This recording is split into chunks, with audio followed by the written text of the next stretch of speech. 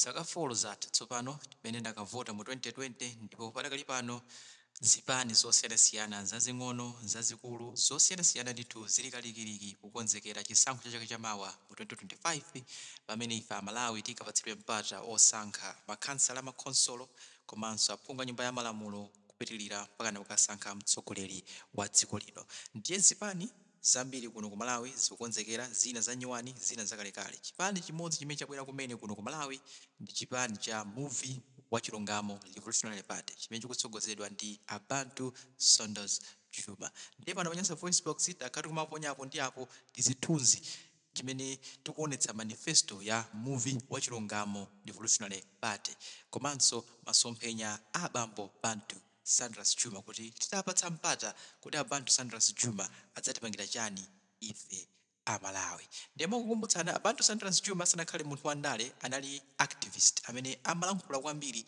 motsutsana ndi ulamuliro wa a Professor Peter Mutharika kuyambira mu chaka cha 2014 mpaka na 2019 mpaka na ndithu chama 2020 mmene koti dalamula kuti tikavoteso. Ndi apa pazikuoneka kuti Bantu Saunders Juma tsopano asinthathabwa akumalankhula zotsutsana ndi ulamuliro wa Dr. Chakwera kwinaku akupanga kampeni kuti tikavotere.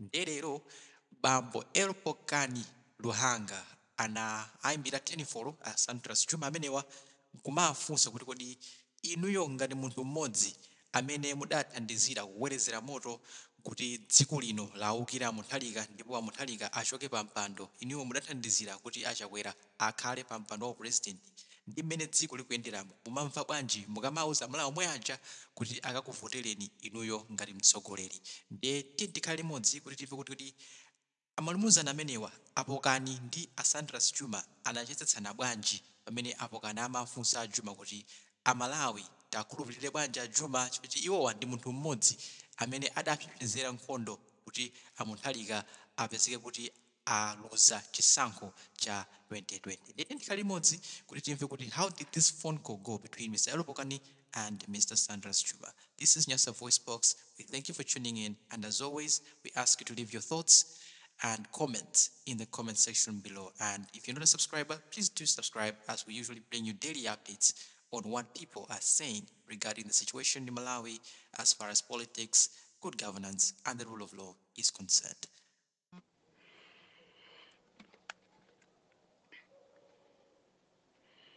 Hello. Yeah, ndimafuna ndikufunse ndiko mafunso mwina make akhoza kukwene kudusa 10 choyamba ndikuthokozeni poyankha phone imeneyi koma ndimafuna ati ndifunse ku mafunso awo.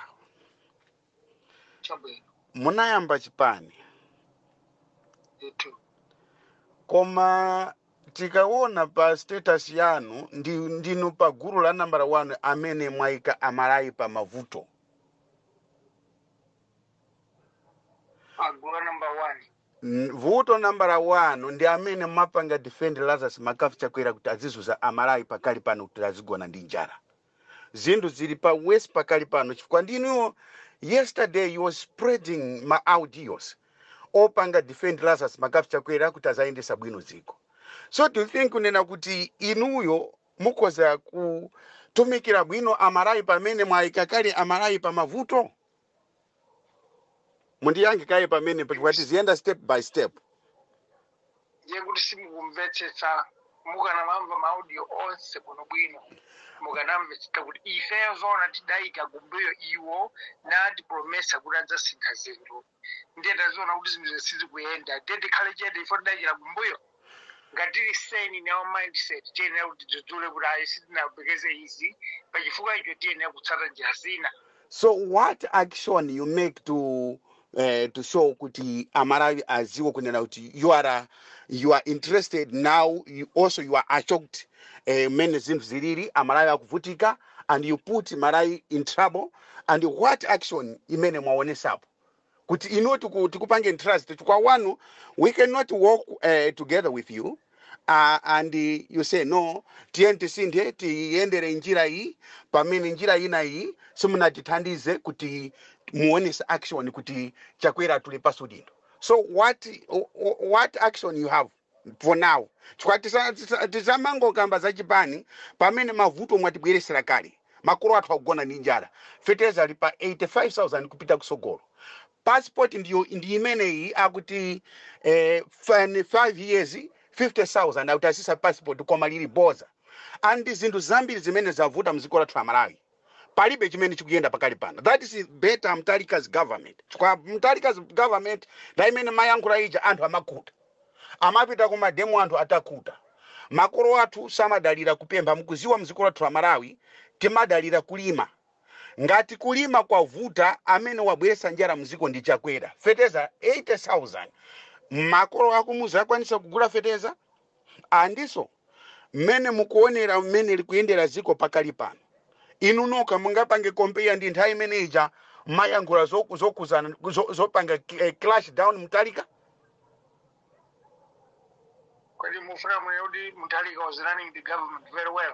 Nanga chukwa iwe weka ukoza kuona nanga pakali pano feteza tipazi ngati cha Mtalika yo samaendeza bwino ngati Mtalika samaendeza bwino ziko feteza mnthawi ya Mtalika anali pazi ngati anali pa 90,000.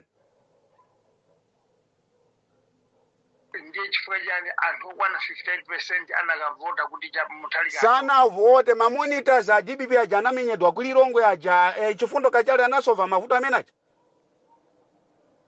You think we are blinded and we just watching like we watching freedom, we watching television? My point is, what is your point?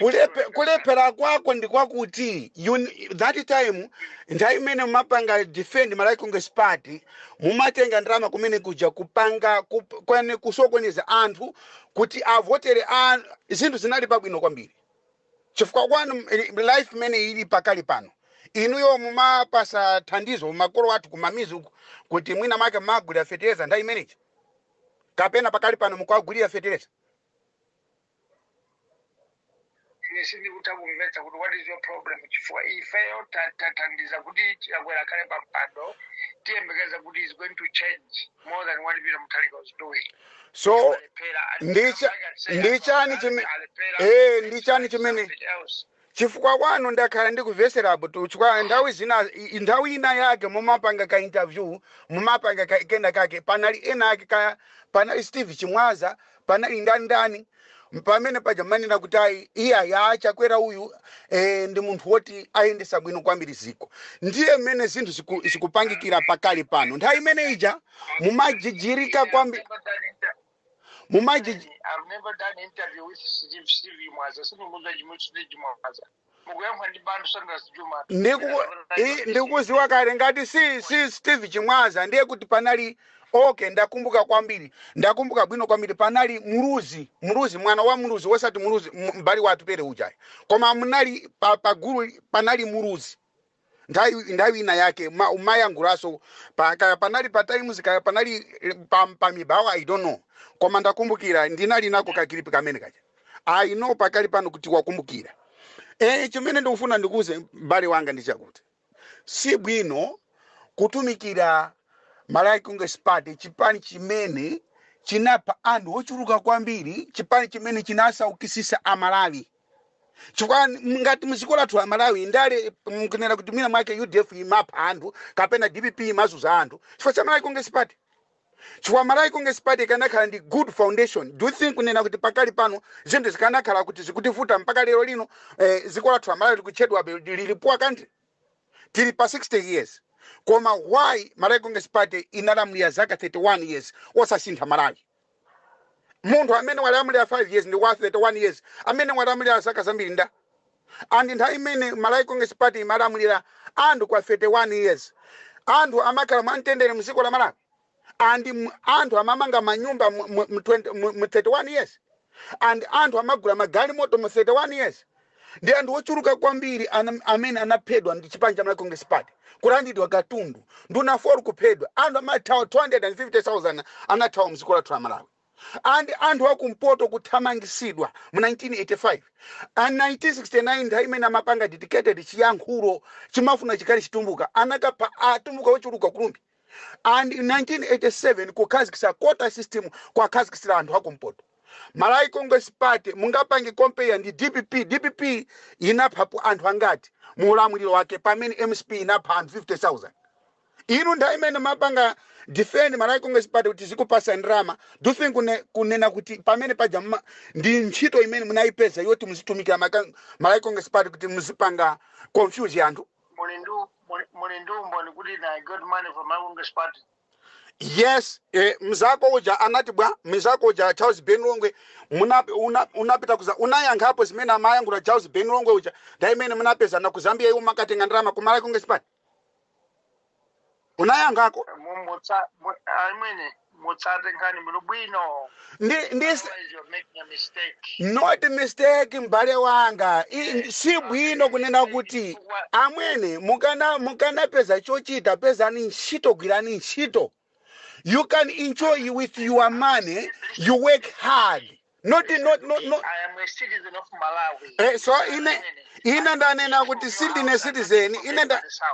Ina ndanena kuti citizen. I've got the right to do what I want. Oh, vote for DPP. I'm not talking about DPP. I'm not talking about DPP. I'm talking about you are not very good man. So you cannot come to public and start lying to people.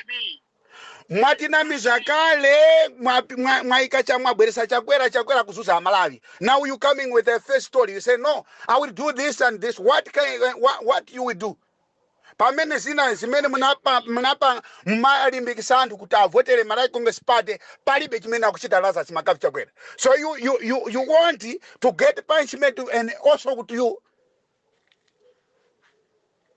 You should now support those that you want to support. No, choyamba ndale zimene mwajoina ndale zanu tikuziziwa ndi ndale zopanga defend chipanja Malawi Congress Party. We are not blind.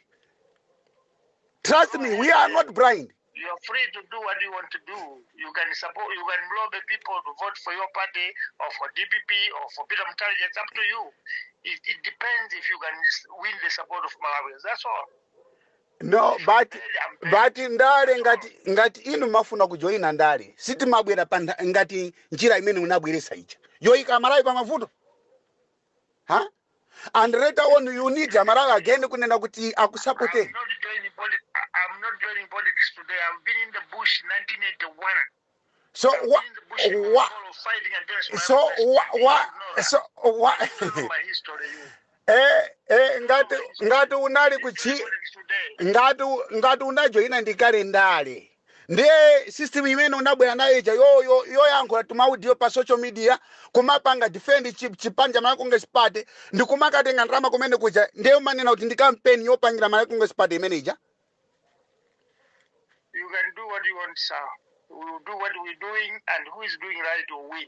Who is doing wrong will lose. That's all. Thank you. So, mene mindset yako kuona kunena kuti Amalawi ali blinded ukhoza kuwina mdziko la Malawi. Wasiya kuyankha. Iwe ndikaenda kufusa ine ndine Mr. L pokani mtimiro wanga. Ine sindinyengerera mu anthu amene mwaika Amalawi pa mavuto inu kukunyengererani ndikusowa umunthu. Ndibwino kukufusani mafuso oti muzimva osati kumakhala ngati agaro iye ayambisa chipani ne Saunders Juma. That is useless. Tikuseni chilungamo. I don't appreciate fools. Umfuse gospel kwa zako ndi amene Mr. L pokani mtimiro wanga uja anayankhulitsana ndi gospel kwa zako uja ndineyo phanga. Koma stop that nonsense. Chukwa ndawi zina mulephera kupita kwathu kapanga campaign kwathu kumpoto. We don't appreciate fools. Munthu waika Amalawi pa mavuto later on uzibwera ngati ndiwe good Samaritans. Kumapanga acting ngati kuti ndinu ma good Samaritan. Even you mudule foni koma chilungamo chikupezani mphanga. Siti nyengererana 2025 siti panga appreciate fools kumanena kuti zizinamisa makolo athu. We are very sick and tired.